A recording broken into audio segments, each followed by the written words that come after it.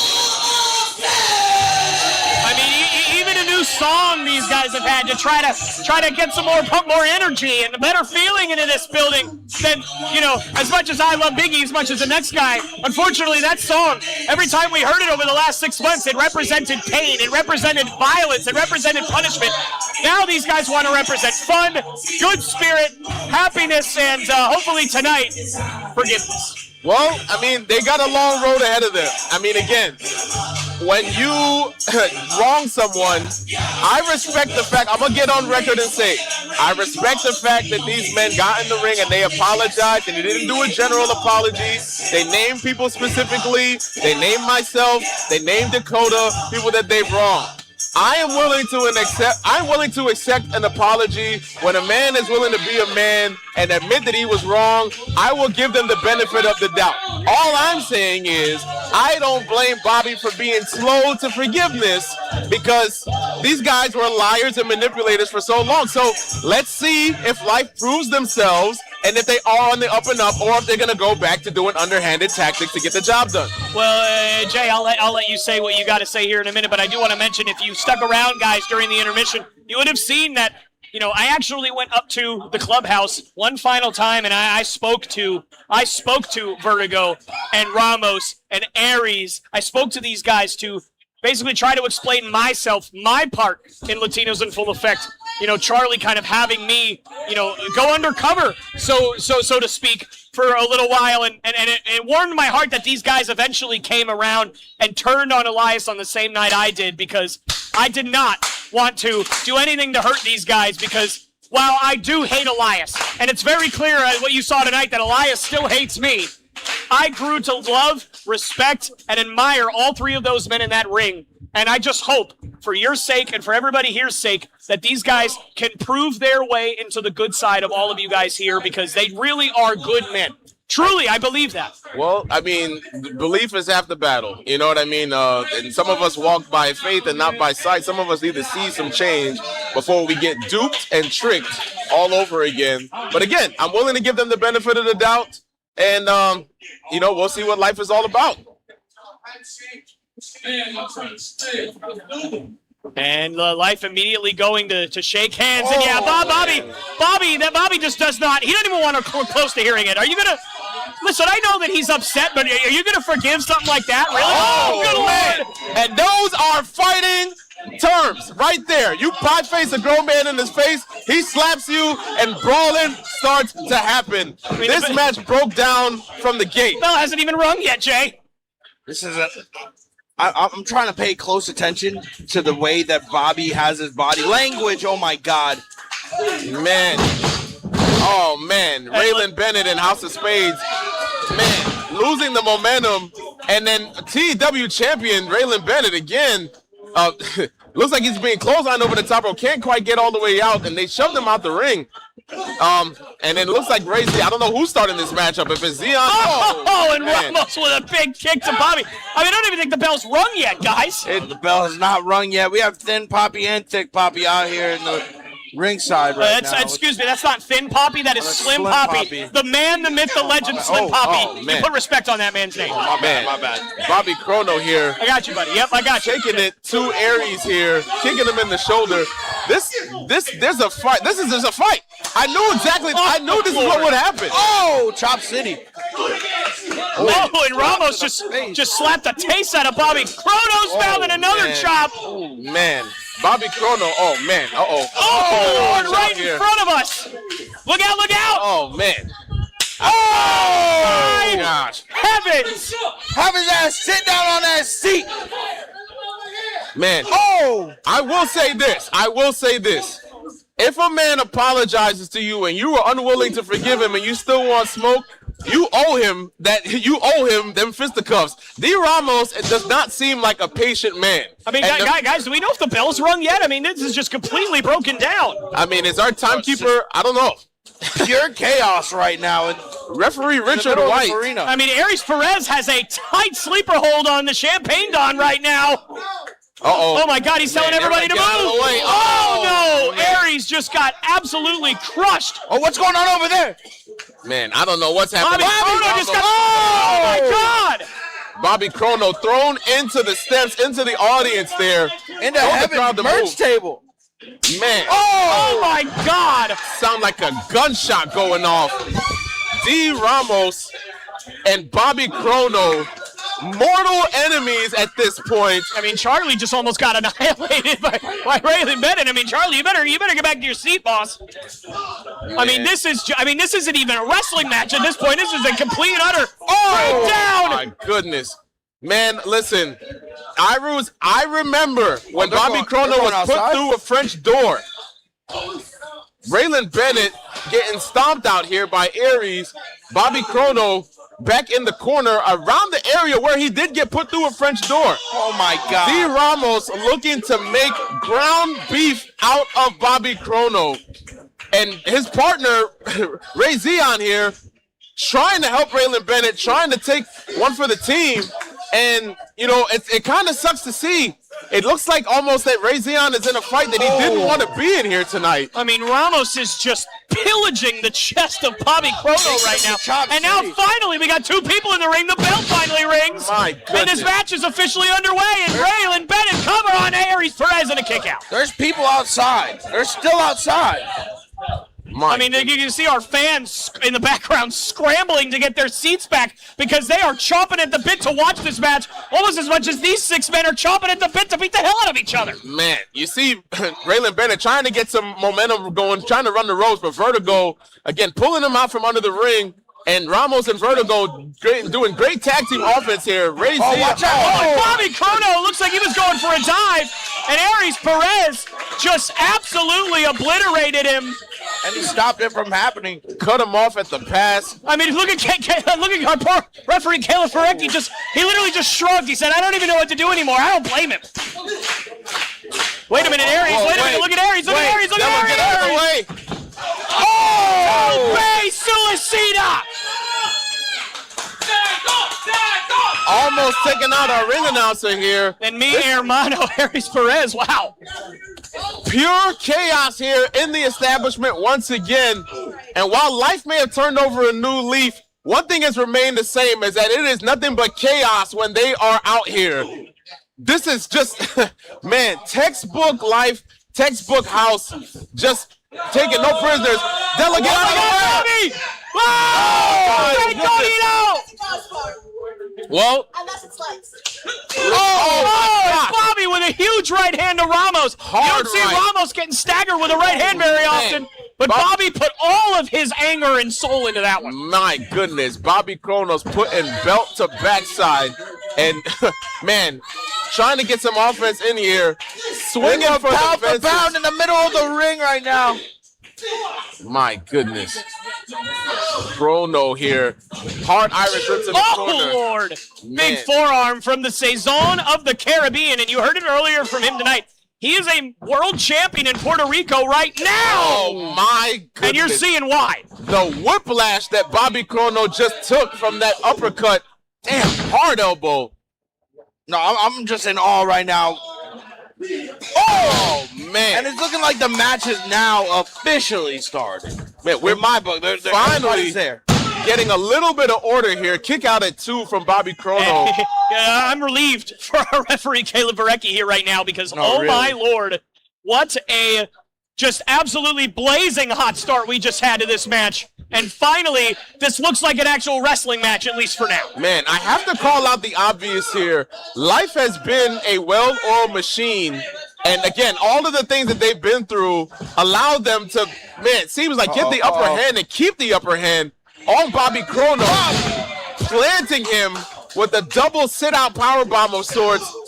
Just, my God. It has been really hard for House of Spades to get any kind of offense here. And again, I feel like they're not all on the same page because they're fighting a battle that they didn't want to fight in this moment, taken up for Bobby Chrono. I mean, this match has been known for quite a while, and it's certainly something that House of Spades wanted. Listen. By the way, we're not saying that Reyes and Raylan Bennett fully forgive Latinos in full effect. I don't believe that to be the case. But what I am sure is those two men, they want to move on from this. They just want to put all this behind them, and it doesn't seem like Bobby Chrono wants to. Man, goodness gracious. And sometimes, man, I hate Bobby to see don't it. even know where he's at. Bobby has zero clue where he is. But Raylan Bennett breaking up that count. You know, man, I'm torn here because, again, I do believe in forgiveness. I do believe in accepting apologies when somebody truly means it. Oh, my Lord heavens! have mercy. Did you see the sweat fly off the chest of Bobby Chrono? My goodness. Oh, good God. This is a lesson that I think Bobby Chrono is learning the hard way right now. Sometimes it is best to forgive and forget. Sometimes it is better to move on. And when your pride gets in the way of that, you put yourself in the way of getting more punishment than was ever intended for you. Well, you know, one of New York's staples is a chopped cheese, and I feel like Ramos is making a chopped cheese out of the chest of Bobby Chrono right now. No, I'm not. I completely agree. I completely agree. And this guy's getting slapped down, literally and figuratively, slapped in the face. I can't say too much right now because my mouth is just paws wide open because of just everything that's going on right now in the ring. Like, there's just so much chaos that it's really hard to follow. That's why they pay you the big bucks, Fatherless. We appreciate it. That's awesome. No, but no, you're right. I mean, it is hard to put what we're seeing right now into words. I mean, the violence that we've seen, not just in this match, but all night tonight, it has been brutal, hard-hitting, and absolutely furious. And speaking of absolutely furious, here comes the freight train in our TEW champion, Raylan Bennett. Let's go. Knocking the sweat off of Vertigo with those stiff clotheslines. And that ring, again, almost moving. Oh, man. Giant splash in the corner. Oh, my God. Buster! Look at the height that he got off of that spine buster. I know production has to play a replay on that. I mean, the entire complexion of this match just completely changed. Look at that. Bang! This guy lifted him up to the roof of this Empire Arena. My God. Oh, and Vertigo with a stiff knee right to the face of Raylan Bennett. And I don't care who you are, you're going to feel that. Raylan able to escape in a big clubbing blow, and it sends Vertigo violently into his own corner, luckily, so he can tag in Aries Perez, who leapfrogs. Oh, and he just got absolutely clocked by Bobby Chrono. And again, look at Ray's face. I mean, Bobby's just doing whatever the hell he wants right now. I mean, listen, I know you and Bobby are close, McKinnon, but can you at least try to explain Bobby's mindset to me right now? I mean, again, the man feels like he was robbed. He was humiliated. He was embarrassed. Because he couldn't take an apology. I mean, listen, I don't like agreeing with Fatherless, but I got to take his side here. I mean, again, all of this that you're saying right now is because he couldn't take. Oh my God! Yeah, wow. I think Aries is out. Aries is out. Off that uppercut and a kick out. Very light kick out, but a kick out nonetheless. I mean, Jay, let me ask you a question. When was the last time that you were beaten and humiliated at your place of work and, again, in your personal life and were stolen from? When was the last time that happened to you? Shit, people steal from me all the time. Okay, and what's your reaction? What's your mindset to that? Sometimes you just gotta let things go. Yeah, sometimes you do gotta let things go. But in the moment, if somebody broke into your home, took your property... It's been almost 2 months. Oh, and a senton from the Champagne Dawn. I'm sorry to interrupt, guys. But look, this match is completely breaking down. I mean, listen, people are getting mad at our referee, Caleb Varecki, here. I mean, it is not his fault. This is absolute chaos. This is absolute anarchy. This match has been nuts. Yeah, it really has, man. Again, like I said, this match reeks of everything that Life and House of Spades have been a part of. And again, Ray Zion, by the way, Jay, if you don't know, if you're not caught up, they handcuffed this man to the ring post while Bobby was getting his butt beat in the ring. Had to watch his partner. You know why Bobby got beat up like that? Because Bobby is Bobby and doesn't care about anybody but himself. Okay, we listen. Look, I think it's a little too far. Am I wrong? He put them in this situation right now. You can't quantify the man's entire character off of one night.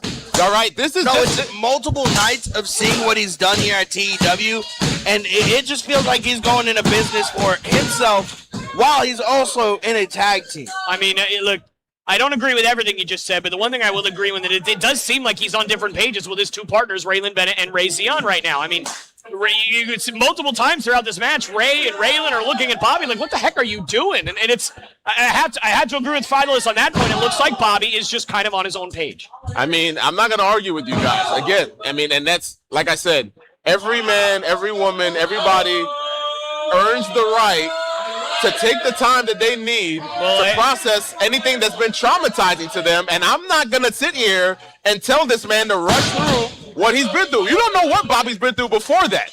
You know what I mean? He could have been triggered. He could have been severely triggered by everything that life has done to him, and he just can't move past it because maybe it's some unfinished business in his past that he wasn't able to right those wrongs, and now he feels like he has to make right for what happened to him. But if that was the case, he could have made right for what happened to him by himself. Well, you know what? He did come out here. He did come out here by himself, and then Reyes and Raylan Bennett came out after the fact. So he did try to take matters in his own hand, but his friends are trying to support him in his decision. And would you not want a friend to support you? Guys, listen, we're all a team here. Let's take a breath. It's getting a little heated. Let's get back to focusing on this match.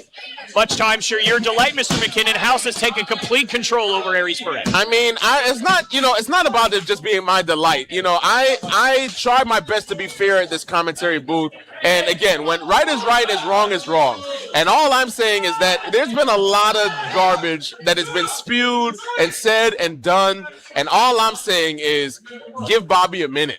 You know what I mean? It might just, you know, who knows? Maybe sometimes you got to fight somebody and you got to get it out of you. Bobby hasn't had a place to put all that anger and frustration. Maybe after this match, he'll be fine. Maybe he'll put it behind him after he gets his licks in. And if he doesn't?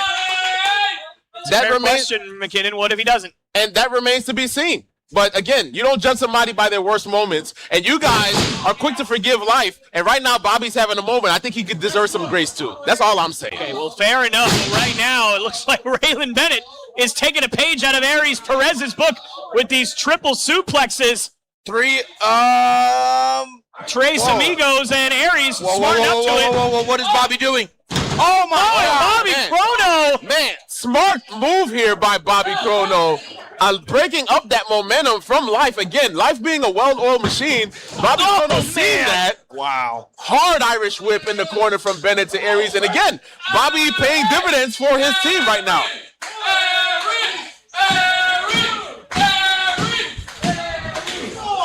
This crowd getting behind Aries. Again, You're selfish. This crowd has been swayed, and they are on the side of Life. And right now, Reyes. I mean, geez, McKinnon, you act like that Hitler's in the building or something. Relax, McKinnon. These guys came out and they apologized to everybody. What more do you want them to do? They can't go back and change the past. All I said is that they were swayed. I didn't call the people Hitler or anything you're right. like that. I'm sorry. You know what I mean? You know how I've been very close with these guys for the last few months. I apologize, but right now, I mean, Vertigo, Ramos, they're trying to chop down the big redwood that is Reyes. You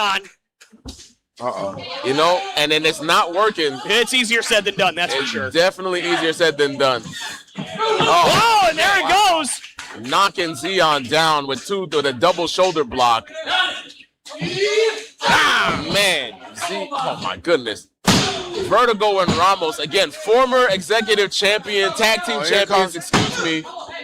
Bobby breaking it up and attacking Vertigo at the same time. And again, you know, I think what's kind of lost here is we've got multiple time TEW tag team champions on both sides of this match here. And obviously, world champions in Raylan Bennett and Aries Perez on opposite sides as well. Oh! Goodness. Slim Poppy just ate a boot. Man. Slim Poppy getting involved. Oh, my goodness. Slim Poppy getting involved where he shouldn't have, and it cost him. And Bobby and Vertigo clashing on the outside on that floor. And now Thick Poppy checking on Slim Poppy, making sure that he's not down for the count, being dragged across the canvas, not the canvas, excuse me, that concrete with the thin mat there, and bringing the action back into the ring. We got Ramos. And Thick Poppy he's carrying Slim Poppy out of here like a good brother does. And Slim Poppy. Man, and you see Raylan Bennett there trying to show a little bit of a truce, trying to show competitive spirit, giving Ramos a little bit of a fist bump out of respect. That is nothing personal. Look out, look out, look out, look out, Raylan! Oh, my goodness. Raylan Bennett flying high as the sky. Wait. What's Ramos doing? Wait. Ramos! Oh, man! I mean, when's the last time we saw Ramos do that? Oh, man. Uh-oh. Oh, dear God. Two alphas about to meet. Oh, man. It's getting serious. Oh, my goodness. Oh, no. Gloves Oh, the gloves are coming off. Raylan Bennett is not Kim in the play. Again, he has a boxing background. You do not want him throwing straight These right. two men are just brawling. crazy in the middle of the ring. It has divulged down to fisticuffs. Listen, man, this rivalry has been brewing for the longest. New York versus Texas, Cowboys and Giants, Spurs and Knicks, and we got Raylan Bennett and D. Ramos right here in the middle of the ring slugging it out here. Well, I hate to break it to you, but we got a guy from New York and a guy from Texas, and I'm pretty sure the NBA Finals went to the Knicks, so I'm not sure you're going to be rooting for that. That's, I mean, the Knicks did win. You know what I mean? And again, that's what I'm saying. We just have something as old as time. Giants will go to the Super Bowl in 2038, I would venture to guess. But. I mean, the Giants did go to the home a lot more recently than the Cowboys did. So, just saying. So, you know.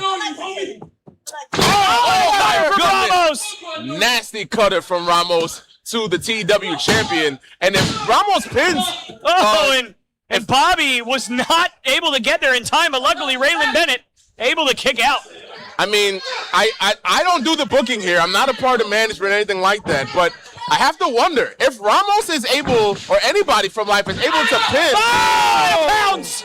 Man. Yes, of course. Obviously, if you're Ramos or you're Vertigo or you're Aries, if you pin Raylan Bennett in this match, you'd have to think you're in line for a championship opportunity down the line, and Ray Zion getting rid of Ramos.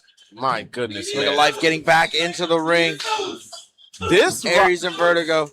This rivalry is just, man, it's something that is really, it's really shaping up to be something of legend, man. If you go back and you look at the tapes, these guys, they bring out the best and the worst of each other. And, oh, my goodness.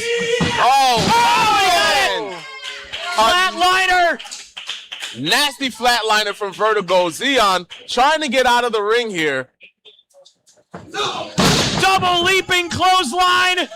And I don't even remember who's legal. I guess it's Aries. Cover.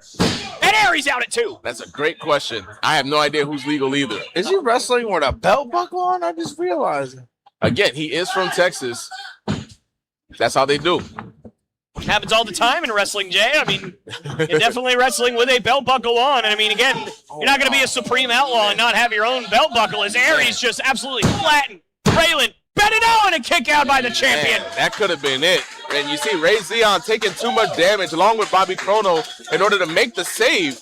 Aries could have pinned the TEW champion. And man, you know, I'm starting to wonder if Raylan Bennett, not to say he doesn't have any business in this match, but he's putting himself in unnecessary danger at this point. But I know he's not one to shy away from a fight. Well, ladies and gentlemen, House has won championships with that move right there, and they just hit it. Oh, here comes Vertigo again, grabbing Zion by the hair. Again, I talked about this before. Raylan Bennett! Oh, my goodness. And they've done it! And your winners of this match, the team of Raylan Bennett and the House of Spades, Bobby Chrono and Reyes.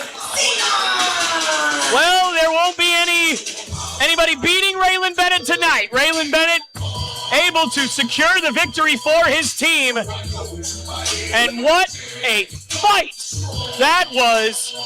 Straight up fight, man. This is, again, Raylan Bennett proves time and time again why he is supreme athlete. And watch this replay here. Spear taking out Aries Perez, and again, Raylan Bennett proving why he's the TEW champion. I mean, you gotta give your hats off to Life here, man. I know that I've been hard on Life, as Life has been hard on others. but you gotta give them. I gotta give respect where it's due. These guys were a well-oiled machine. They tried to do the right thing. They stood up for each other, but again, they walked into a wall known as Raylan Bennett, and they could not get past him. Well, you know, hey, you mentioned earlier, McKinnon. Do you think Bobby Chrono feels better? He's beaten Life now. He's gotten to get physical with them. Do you think that Bobby can put this all behind him now? I mean, we'll have to wait and see. I hope so. I mean, again, he did get a victory. Hopefully there can be some mutual understanding now. You know, again, Bobby on his knee. But Bobby, man, you know, you see him swatting away the hand of his partner, Reyes. Maybe he hasn't gotten everything out of his system. Maybe he's mad he didn't get the pin. I don't know. He did start this. He wanted retribution. Maybe he wanted to get the victory. I don't know here. But we're going to see if these guys have some mutual respect for each other after going to war. After going to war with each other, you got to think there's some mutual respect here. Again, this rivalry has been something that has been special here. It hasn't been pretty. It's been bowling shoe ugly, as a legendary commentator would say. Well, Ramos is calling for the mic here.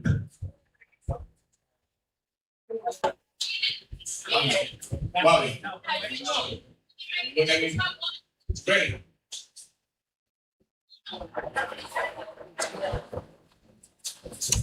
Thank you. Thank you.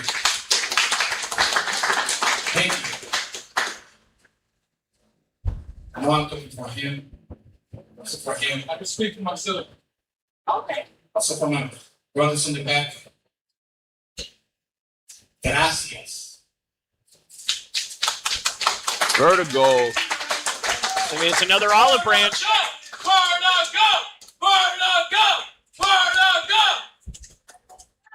Thank you, guys. Humility here from Life.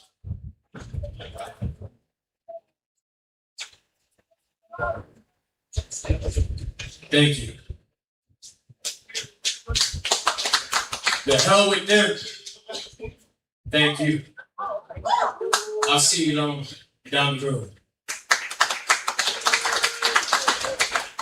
Thank you. But it's time to wake up. Somebody's holding me down. Okay. And thank you, Casselberry. Appreciate you. Never love. Man, not telling Bobby Chrono thank you.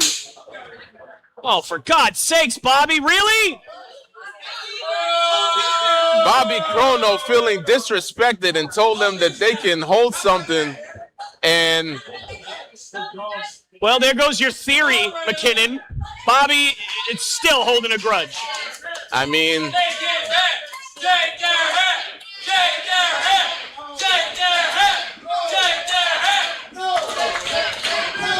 man, Aries on his knees. And Raylan, listen, look, he said not yet. You know, I understand. Still showing respect. I don't blame him. Everybody's been through a lot. Now, Bobby, what Bobby just did is ridiculous. And I mean, come on, McKinnon, can you help me out here? I don't know that I can say it's ridiculous, man. I mean, Ramos here, what he did is he told everybody else thank you except for Bobby. If you want to defuse a bomb, you try to kill him with kindness, and clearly Bobby's not ready to forgive, and Ramos is not going to stoop down. He's not going to humble himself past the fact that he can humble himself. He can't go lower than what he feels like he's been, and that's not enough for Bobby. And Bobby, again, he took that, what he felt was that slight and that disrespect, and he slapped Vertigo's hand hard after he was dismissed by D. Ramos. And, you know, while I may not fully agree 110% with how Bobby is handling the situation, I empathize and I can understand where he's coming from. But I do have respect for Life. I gotta give respect to Life. I gotta give respect to Vertigo. To humble yourself in the middle of the ring in front of your opponents after you were just beaten It takes a man to do that. It takes respect. It takes courage. I respect it, and I'm gonna extend my hand again to D. Ramos. He can't see me right now, and that's okay. He's having this. He's in his battle zone right now. He's been through a lot, and that's okay. I don't take that any kind of way. But again, I give respect where it's due. And when you can humble yourself, I'm willing to give second chances. And it's nice to see life turning over a new leaf. And I hope that they can stick with it and hopefully make a believer out of Bobby. Well, ladies and gentlemen, that was an insane match. And as you can see, Fatherless is no longer here at the booth with us because we're going to have a very special guest joining us in just a few moments. But ladies and gentlemen, we are gearing up for our main event tonight. And Orion versus Big Strong Mims. I mean, this is going to be an absolute battle, an absolute classic, an absolute clinic. And I cannot wait. I mean, but listen, I don't know what to say about what just happened. I'm a little frustrated with Bobby Chrono right now. I'm not going to lie, but.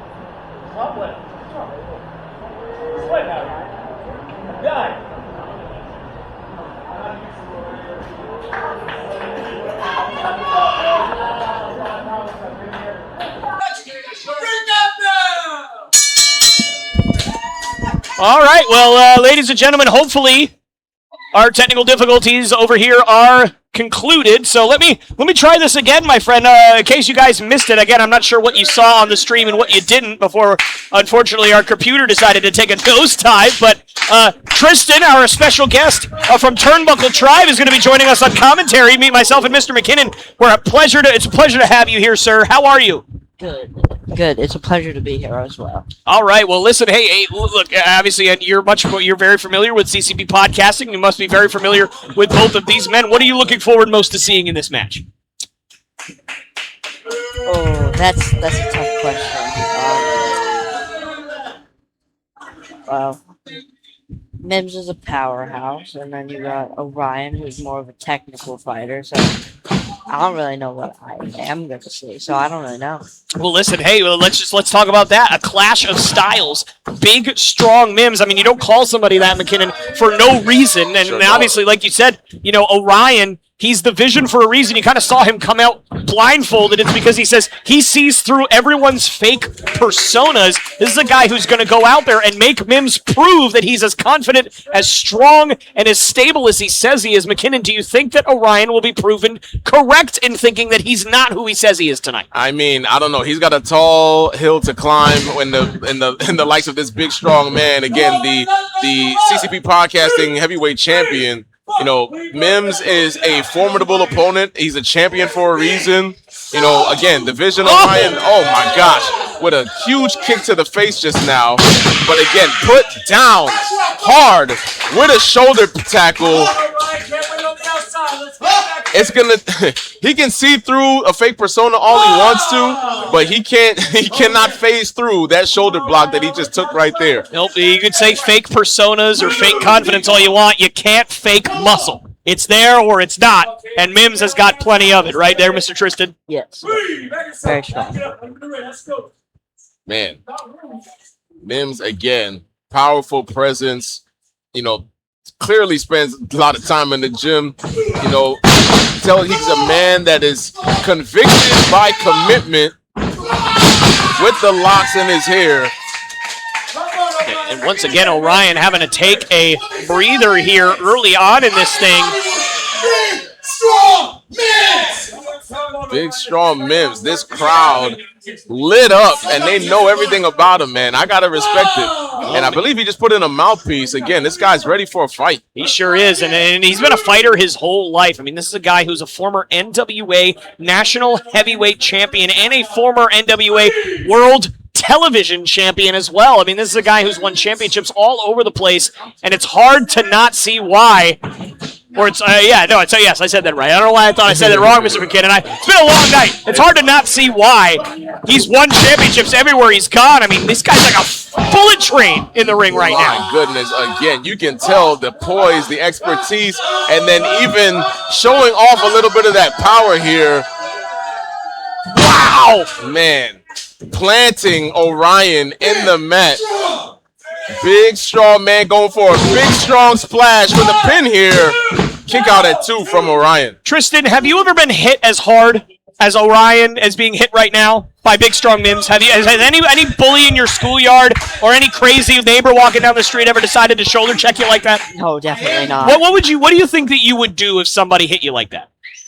I don't think I could get up. Hey, you know what? That makes 2 of us, buddy. I'm right there with you. That's why I sit behind this booth and I don't get in that ring unless I'm told to start yapping until a guy like Samuel Kincaid decides to come out there and start threatening me. Man. And then I get sad. That's kind of just how that ends up going. Jeez. What you guys just missed was a hard elbow from Orion, and all it did was anger big, strong Mims. And it looks like Orion, again, trying to get the offense here. Oh, and a big kick to the back. Kick to the back here, like you said. Man, it looks like it did end up paying dividends, but oh boy, big strong Mims did not like that one bit. Oh, thought he was going to toss him there, but he gets tossed to the outside from the Vision. Again, it looks like the Vision, he can see. He can definitely see through some of Mims' strategy here as he relies on all the power, and he's got to rely on his wit, and that wit is paying dividends for him here. Orion is a guy who is, I mean, he's not here He's not just here to fight for a championship. He's not here to just be thrown to the wolves, if you will, with this big, strong Mims. And I feel like that's what a lot of people thought when this match was going to get put together, that Orion was just going to be here to be fodder. He's just going to be here to stroke the ego of big, strong Mims. And instead, he's going out there to prove that he is better than big, strong Mims and that he is worthy of that championship. I mean, listen, I don't blame any man. Again, everybody feels like they're the best. Everybody feels like there's number one until it's time to get in that ring and show what you're about. Are you better than me? It's like, why are we, this is why we're all here. We're all here because we want to see people battle, we want to see people fight, and we want to see people, tear it up in that ring. And oh my gosh, that was a very impressive springboard single leg drop kick. I haven't seen that before from the bottom rope. Tristan, I have a pop quiz for you. Can you tell me who Orion has trained under in order to become the great professional wrestler he is? Give me a pop quiz. Do you know who trained Mr. Orion? No, I don't. Okay. Have you heard of a wrestler named Tommy End? No, I have not. Have you heard of a wrestler named Aleister Black? Yes. Okay, well, Aleister Black, new name Tommy End. That is the man who trained Orion. And so if you know anything about Aleister Black, you know that this guy is violent, he's vicious, and he uses his striking ability, uses every body part to his advantage to strike and hurt your opponent. And that's the kind of guy Orion is. So, hey, listen. Can you tell me who Big Strong Mims was trained under? Oh, my goodness. That's okay. I can't either. Don't worry about it. It's all right. We're okay. We're okay. You and I in the same boat here. McKinnon. Listen, what are we seeing here from Orion? Wow! Man, what we're seeing from Orion, again, is him using his wit to his advantage, again, to outsmart and outpace Big Strong Mims here. Again, like you said, he was trained by Tommy End, but he was doing some things there quick as a cat. That's incredible. You know what I mean? Doing a moonsault from the second rope to try to take out the power game from Big Strong Mims, working on that lower back. Again, you take out that lower back, you take out a lot of a man's power. And again, it's working in the favor of Division Orion. It's smart strategy here from the challenger. Well, you have to wonder if Big Strong Mims is kind of almost looking past this match, because later this month he's going to be in San Antonio taking on Darren Hale. So this is a guy who, maybe he's not focused completely on what he's seeing in this ring tonight. And that's the thing. When you're a fighting champion, you got to take on all comers. Your schedule is more booked. You get the bigger paychecks because you're working harder than everybody else. And if this guy's traveling all over the world defending his championship, you might be right. It's hard to get your head in the game, but he's got to focus here if he wants to maintain that championship, if he wants a championship to defend when he goes out to San Antonio. You're absolutely right. And speaking of traveling all over the world, Orion, he's done plenty of that. He's wrestled in Europe. He's wrestled in South America. He's wrestled in Japan. He's wrestled for WWE, for TNA, for Ring of Honor. This is a guy who's been everywhere all the time. Cover. Can Orion win the title tonight? No, not yet.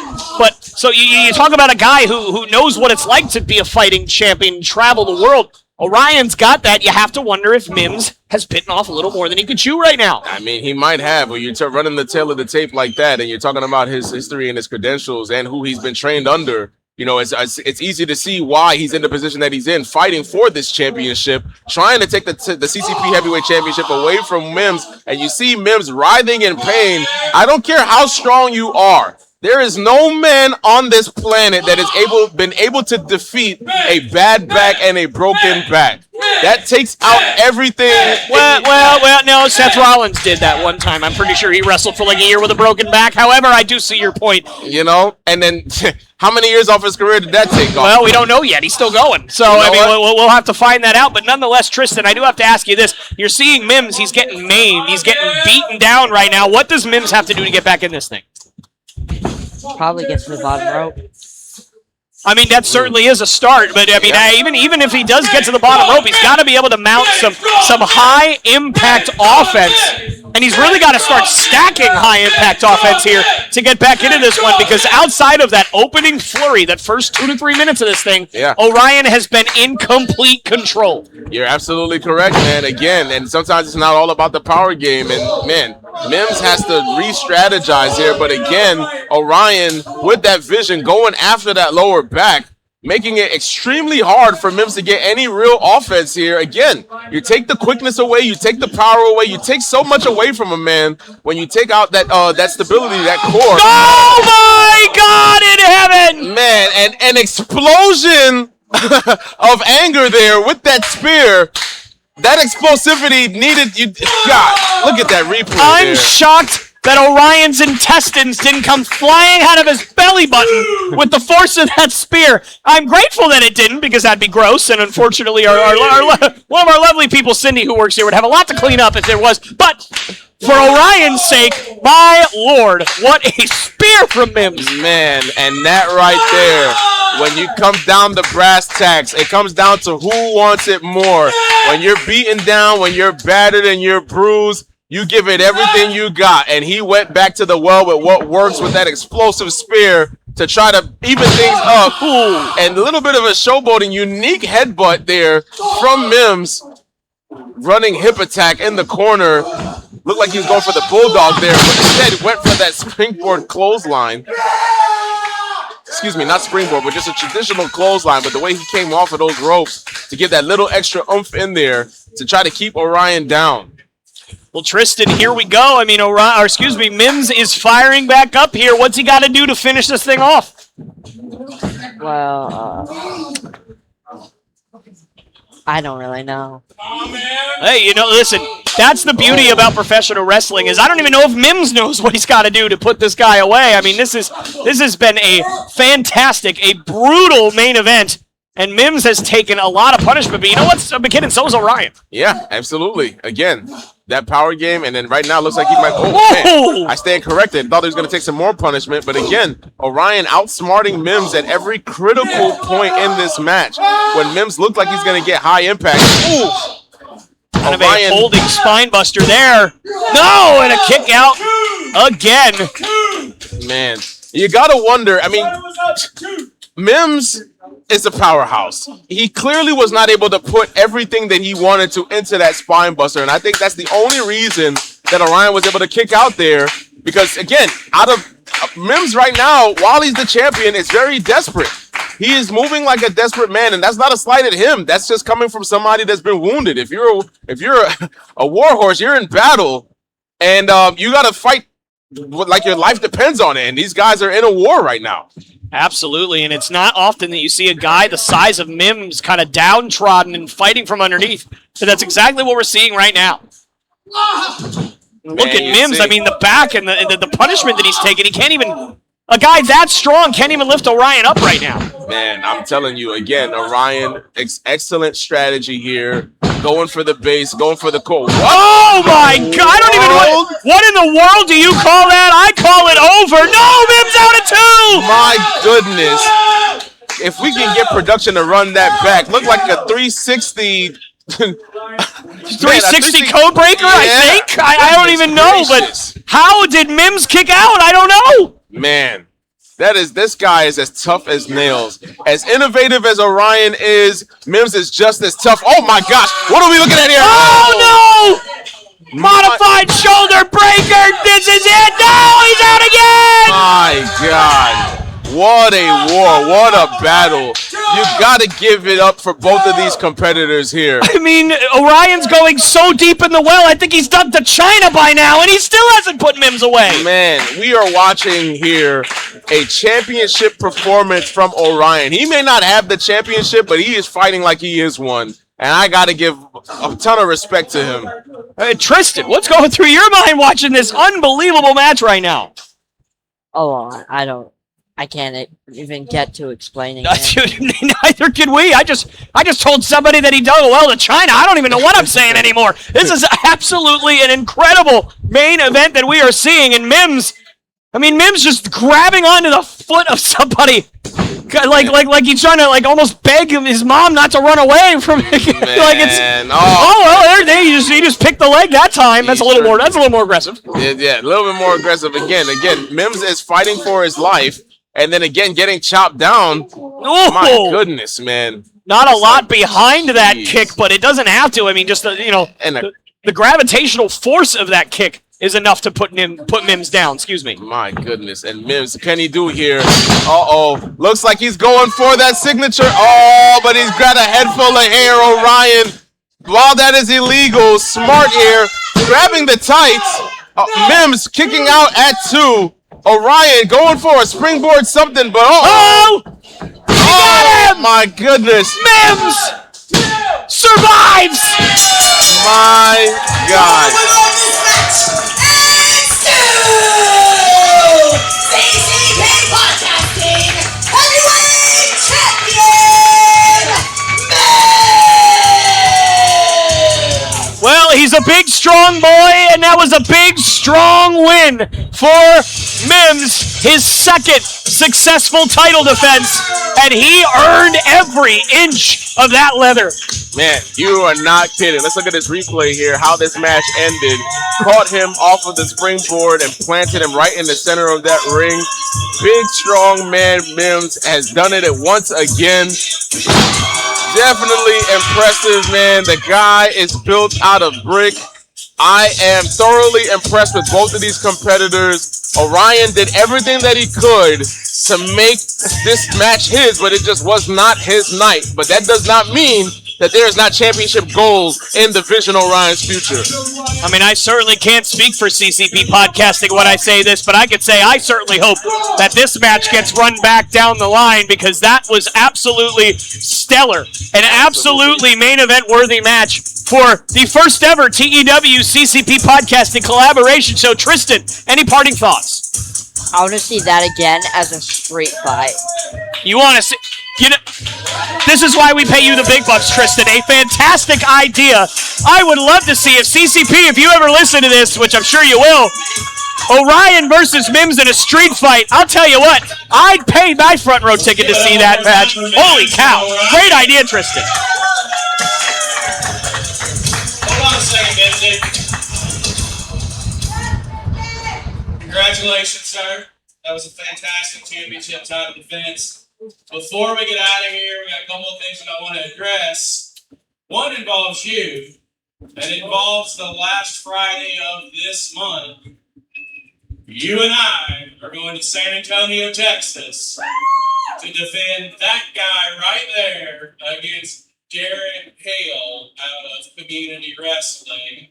So I'd like for you to go ahead and give Mr. Hale a few words, if you will. Yeah, all right. Oh, dear. Oh, dear. I hope you just watched very closely what I did in that ring. I didn't just survive. I fought, and at the end of that match, you saw why I dominate, why I have this championship, why I'm Big Strong Mims.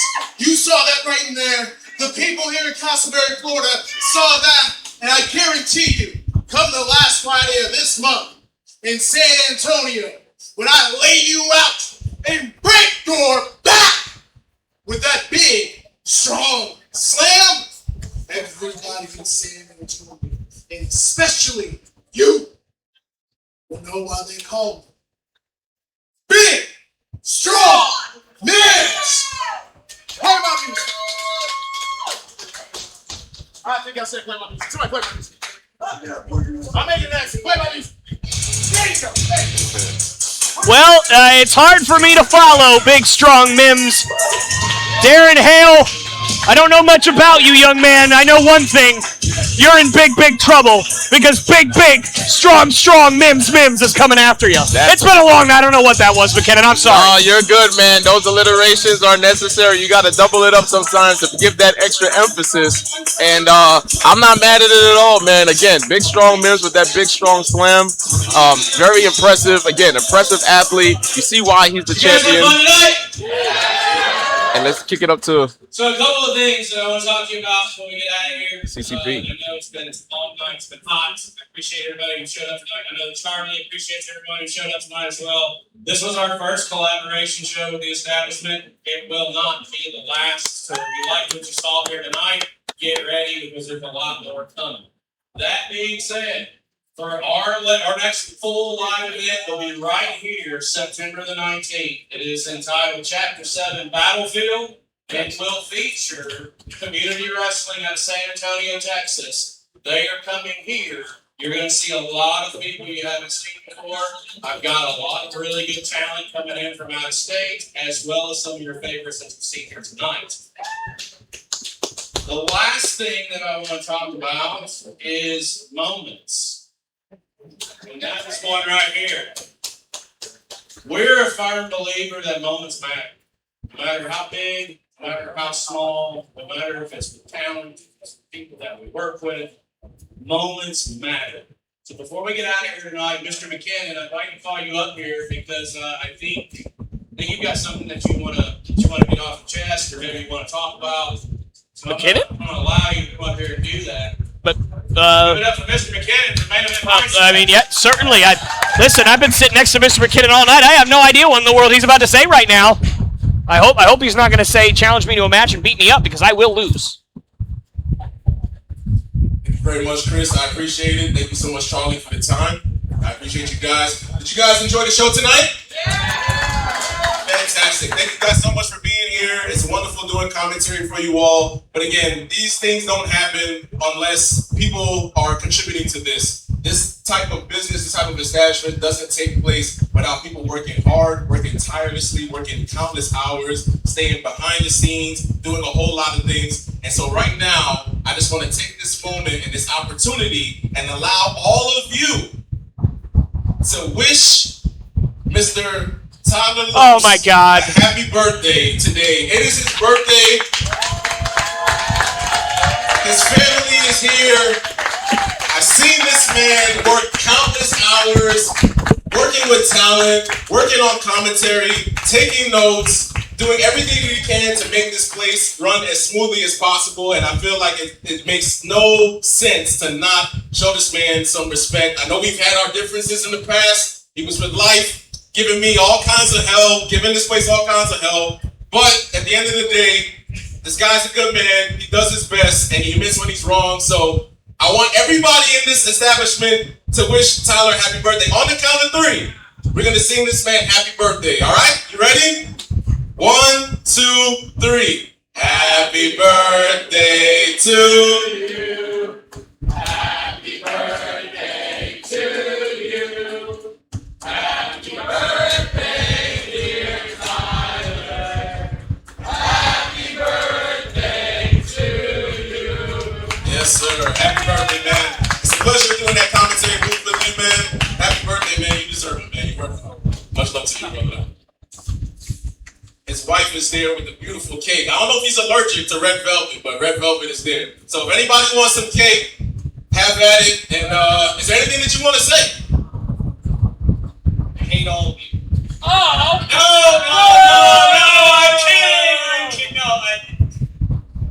No, I'm kidding. I didn't have a lot of friends growing up.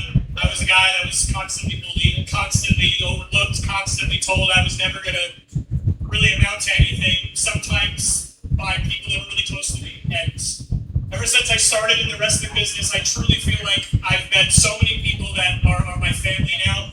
These guys in the ring are some of them. These guys over here, I mean, just the fact that I've been so accepted, even on the days that I don't feel like I deserve to be accepted. I'm so appreciative. Thank you all. You're all wonderful. I'm so appreciative that you're here tonight. But I want to leave you with this.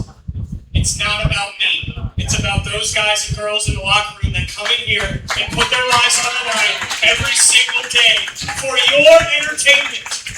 Broken bones, bruises, torn muscles, ligaments, it doesn't matter. They still come out here and they kill themselves for each and every one of you. Hell, I'll give you a secret, and he might be mad at me later, that's fine. Your TEW champion won that championship with a broken hand. Didn't tell anybody about it. You know why? Because he's a man and he came out here and he does his job and he wants to entertain every single one of you.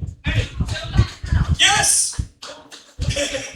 Beat me up later, it's fine. It doesn't matter, it's okay. This will be my last birthday. It's fine. Don't worry about it. No, but seriously, thank you all. It means the world to me. Thank you so much. I love all of you. Thank you.